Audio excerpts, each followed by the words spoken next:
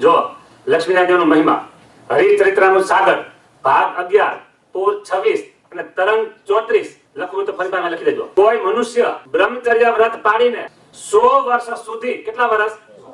100 વર્ષ સુધી ચારેય ધામની યાત્રા કરતો હોય, સંકલ્પ નહીં અને દ્રષ્ટિ માંડીને સ્ત્રી સામે જોવું નહીં, આટલું બ્રહ્મચર્ય વ્રત પાડે અને તેને જે ફળ મળે, બ્રહ્મચર્ય વ્રતનું પાલન કરીને ચારેય ધામની યાત્રા કરવી. ઘણા લોકો છે ને પૂરા સમજાય છે, ઇન્ડિયામાં તો ઘણી આવી ટેટો નીકળે છે, યાત્રા કરવા અહીંથી ત્યાં આવે છે.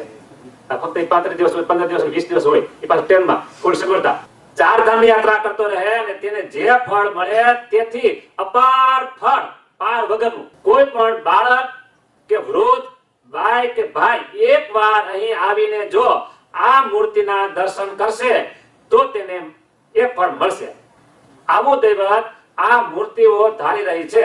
કે મૂર્તિઓ? લક્ષ્મીનારાયણ દેવ.